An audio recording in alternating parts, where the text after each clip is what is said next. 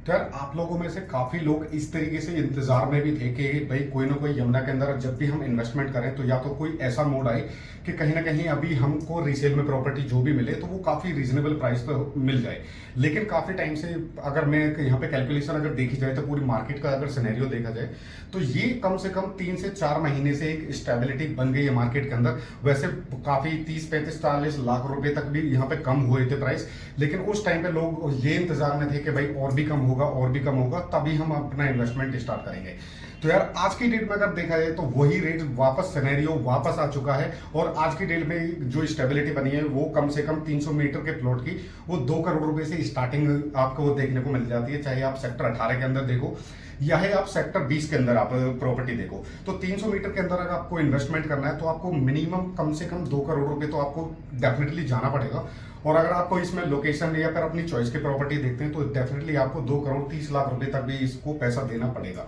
तो यार welcome back to my YouTube channel and आज की वीडियो हम बात करने वाले हैं कि यमुना एक्सप्रेसवे की जो आगामी स्कीम आने वाली है वो किस तरीके की स्कीम रहने वाली है। अभी एक रिसेंटली अपडेट आई है कि अभी आने वाले टाइम में जैसे ये इलेक्शन का टाइम खत्म होगा 2024 का, इनफैक्ट ये मान लीजिए इस मंथ के बाद ही अथॉरिटी बहुत ही बड़ी प्लानिंग कर रही है एक बड़ी स्कीम लाने की। इसमें आप ये 2 टाइप की स्कीम हो सकती है, रेजिडेंशियल एंड कमर्शियल स्कीम। क्योंकि अभी तक जितनी भी स्कीम्स आई थी यमुना प्राधिकरण की तरफ से वो टोटली ही रेजिडेंशियल स्कीम आई थी, कोई भी कमर्शियल एक्टिविटी के लिए कोई भी स्कीम नहीं आई थी। लेकिन मे बी होप सो इस तरीके से अब क्यों हो सकता है कि इस स्कीम के बाद पहले रेजिडेंशियल आई फिर उसके बाद यहाँ पे कमर्शियल की स्कीम भी आ सकती है। वैसे तो काफी बड़े साइज के प्लॉट जैसे होटल या फिर बड़े बड़े होटलों के लिए कॉमर्शियल स्कीम आ चुकी है, लेकिन वो आम आदमी के लिए बजट में वो चीजें नहीं होती हैं, तो इस वजह से कहीं ना कहीं कोई भी इस पर ध्यान नहीं देता है। तो आज की डेट में अगर मैं बात करूं यहाँ पे काफी बढ़िया प्लानिंग कर रही है अभी आगामी, जैसे आई थिंक जून के एंड तक ये स्कीम आ जानी चाहिए अगर जिस तरीके के यहाँ पे अपडेट है। अगर मैं यहाँ पे देखूं तो यहाँ पे एक चुनाव के बाद जो इनका प्लान बन रहा है तो कम से कम एप्रोक्स मैं अगर मैं मान के चलूं तो यहाँ पे 25,000 प्लॉट की यहाँ पे आगामी स्कीम आने वाली है। लेकिन ऐसा नहीं है ये स्कीम 25,000 एक साथ ही आपको यहाँ पे डिलीवर किए जाएंगे या फिर एक साथ ही इनकी स्कीम आ जाएगी। ये अलग अलग पार्ट में अभी यमुना इनको प्रोवाइड या डिवाइड करके ही इसमें लेकर आएगी। हो सकता है 2000 या 2500 प्लॉट स्टार्टिंग में रेजिडेंशियल प्लॉट की स्कीम में है। अब प्लॉट का अगर साइज की बात करें तो दोस्तों इसके अंदर आपको काफी बढ़िया बढ़िया साइज में आप इसमें एंट्री कर सकते हैं, जैसे कि 60 मीटर, 90 मीटर, उसके बाद 120 स्क्वायर मीटर, उसके बाद आपको यहाँ पे 162 स्क्वायर मीटर का मिलेगा, 200 स्क्वायर मीटर का मिलेगा, फिर इसके बाद 300 एंड 500 और 1000 और 2000 इस तरीके का आपको रेजिडेंशियल के अंदर आपको डेफिनेटली देखने को मिलने वाला है। अगर मैं बात करूं यहाँ पे लोकेशन क्या रहने वाली है, अब यहाँ जो स्कीमें रहेंगी वो किस तरीके से परफॉर्मेंस उनकी रहेगी, और अभी आगामी स्कीम के लिए अथॉरिटी ने जो अपना जो सर्कल रेट है उसको भी बढ़ा दिया, जो कि आज की डेट में अगर देखा जाए तो 26,900 उसका जो प्राइस है आज की डेट में वो मिल चुका है। अब भाई लकीली अगर ये चीज मान के चलना आपको, अगर आप स्कीम के माध्यम से आपको इस प्रॉपर्टी में आपको एंट्री मिल जाती है या फिर आपका नसीब अच्छा है या फिर लकीली आपका प्लॉट निकल जाए तो आप ये मान के चलिए कि आपकी रीसेल में वैल्यू जो होगी वो करोड़ों में होगी,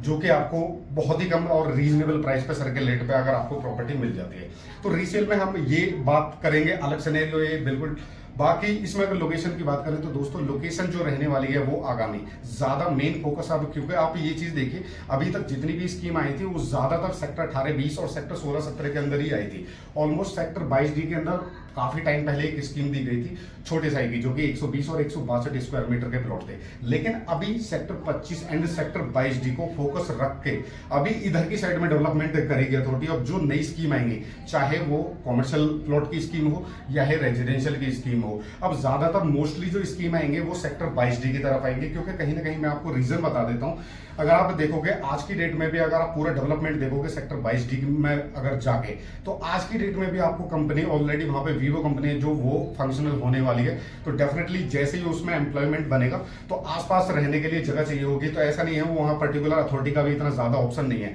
या तो किसान कोटा है उसका भी अभी तक पोजीशन नहीं है। तो रहने के लिए कहीं ना कहीं उन लोगों को जगह चाहिए होगी, चाहे वो रेंट पे रहें या फिर अपनी प्रॉपर्टी परचेज करके रहें, तो कहीं ना कहीं उन लोगों को जरूरत है जगह की। तो डेफिनेटली आपके जो फोकस रहेगा अथॉरिटी का वो सेक्टर 22D और सेक्टर 25 की तरफ रहने वाला है। और ये काफी क्वांटिटी में हो सकता है, मैं तो यही चाहूंगा काफी ज्यादा क्वांटिटी में अगर प्लॉट स्कीम आ जाए तो डेफिनेटली काफी ज्यादा लोगों को इसमें चांस मिल जाएगा। अब डिमांड की बात करते हैं, क्योंकि देखिए डिमांड के हिसाब को देखते हुए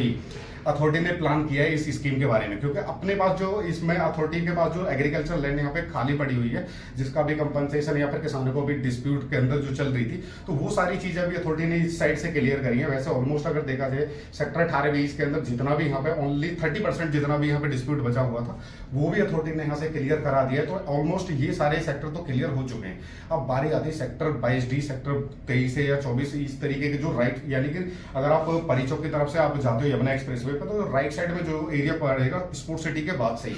वो एरिया लग जाता है सेक्टर 22D और सेक्टर 25 वाले डिवाइडिंग रोड से। तो उस एरिया पे ज्यादा फोकस रहेगा, उस एरिया में ही काफी ज्यादा इनके पास जमीन बची हुई है। तो उसी एरिया के अंदर ये जो नई स्कीम रहेंगी, चाहे वो कॉमर्शियल स्कीम हो चाहे वो रेजिडेंशियल स्कीम हो, उसी एरिया के अंदर कोशिश करेगी अथॉरिटी ज्यादा से ज्यादा लोगों को लाभान्वित हो सके इसमें। क्योंकि यार आपको भी पता है यमुना के पास काफी डाटा ऐसा है कि जो पिछली अगर स्कीम के अंदर आप देखोगे तो एक प्लॉट के लिए कम से कम 10,000 लोग, यानी कि एक प्लॉट लेने के लिए 10,000 लोग लाइन में लगे। तो यमुना के पास ये पूरा डाटा है, तो यानी कि यमुना को पता है कि पूरी यहाँ पर जितनी भी डिमांड है, इस डिमांड को देखते हुए अभी हमें यहाँ पे स्कीम लानी पड़ेगी डेफिनेटली। तभी यहाँ पर जो एक्सप्लोर होगा, एक नया शहर बसने जा रहा है। तो एक नए शहर में जिस तरीके की यहाँ पे तेजी बढ़ रही है, तो उस तरीके, तो जब स्टार्टिंग में जो आज की डेट में आपको रेट मिल रहा है, अभी बहुत सारे लोगों को ये लगता होगा कि अभी तो यार जंगल है, 10 साल में भी वहां पर कुछ नहीं होने वाला। बिल्कुल आपकी बात सही है कि 10 साल बेशक वहां पर कुछ नहीं होगा, लेकिन जैसे अभी यहाँ पे एयरपोर्ट का ट्रायल ऑलरेडी यहाँ पे टेस्टिंग वगैरह ये सारी चीजें स्टार्ट हो चुकी हैं, और जैसे ही अभी ये अक्टूबर या फिर नवंबर या दिसंबर में भी, दिसंबर मान के चलिए, अगर साल के एंड तक भी अगर एयरपोर्ट स्टार्ट हो जाता है, तो आप यकीन मानिए कि आपका सपना ही रह जाएगा। फिर यहाँ पर आप इस रेटों के अंदर जो आज की डेट में सिनेरियो बना हुआ है, इन रेटों में कभी भी प्रॉपर्टी परचेज नहीं कर पाओगे। तो आपको जिस भी जो भी आपका बजट है, चाहे आप आबादी प्लॉट का बजट है, चाहे आप अथॉरिटी प्लॉट का बजट है, चाहे आपका किसी भी टाइप की प्रॉपर्टी का बजट है, तो आप डेफिनेटली ये टाइम पे या तो आप स्कीम का वेट कर सकते हो। जो लोग ट्राई करना चाहते हैं कि भाई हम,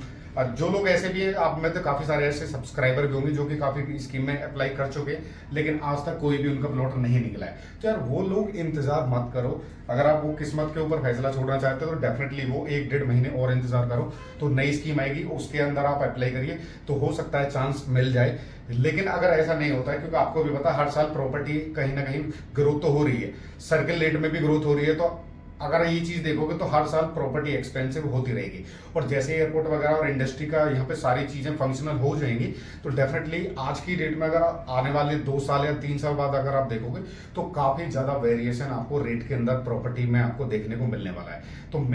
मेरा मोटिव यही है, तो या तो भाई आप वेट करिए, या फिर आपको इन्वेस्टमेंट करना है, तो डेफिनेटली आज के टाइम में जो भी अभी टाइम चल रहा है, आप अपने बजट के हिसाब से आप डेफिनेटली मार्केट के अंदर आप प्रॉपर्टी सर्च करना स्टार्ट कर दीजिए, क्योंकि इसके बाद आपको डेफिनेटली रेट नहीं मिलने वाले हैं। तो यार आज की वीडियो में इतना ही आपको एक्सप्लेन करके बताना था। अब जैसे ही कोई नई अपडेट आएगी, यानी कि ये अभी वैसे तो जून के एंड तक सोची रही है यमुना कि जून के एंड तक ये स्कीम आ जाए। अब कितने प्लॉट्स इसके अंदर आएंगे, कितना यहाँ पर क्या सिनेरियो रहने वाला है, वो सारी चीजें आपको इस चैनल के माध्यम से मिलती रहेंगी। तो यार वीडियो को उन लोगों तक जरूर शेयर करते हैं जो प्रॉपर्टी में इन्वेस्टमेंट या तो करना चाहते हैं, या फिर अभी इंतजार करना चाहते हैं कि कोई नई स्कीम आ जाए। तो काफी सारे ऐसे सब्सक्राइबर हैं जो अभी स्कीम का वेट कर रहे थे, तो उन लोगों के लिए काफी अच्छी न्यूज है कि नेक्स्ट मंथ में वो अपनी फुल पेमेंट के साथ तैयारी रखें, और आप ऑप्शन ए ही चूज करना। जब भी आप फॉर्म फिल करो, तो ज्यादातर मोस्टली जो स्टार्टिंक से ही अपना ऑप्शन ए चूज कर लेते, तो ज्यादातर मोस्टली चांस होता है कि उनका ही प्लॉट ज्यादातर मोस्टली निकलता है। बाकी अगली बार जितने भी जो बैक लाइन में जो लगे हुए होते हैं लोग, उनको अगली स्कीम के लिए चांस दिया जाता है। तो यही इसी तरीके से स्कीम आती रहेंगी यमुना की तरफ से और ग्रेटर नोएडा अथॉरिटी की तरफ से भी। अभी स्कीम आने वाली है, हो सकता है वो कॉमर्शियल एक्टिविटी भी यहाँ पे कराए, या फिर कॉमर्शियल प्लॉट्स की स्कीम आने वाली है यमुना के अंदर भी और ग्रेटर नोएडा अथॉरिटी के अंदर भी। तो यार इसी तरीके से अपना सपोर्ट बना के रखें, और चैनल पर अगर नए हो तो चैनल को सब्सक्राइब कर लेना और बेल आइकन को प्रेस कर लेना, ताकि हर वीडियो की नोटिफिकेशन आपको मिलती रहे। मिलते हैं नेक्स्ट वीडियो में एक अलग अपडेट के साथ, तब तक के लिए ख्याल रखें अपना। Thank you so much, bye.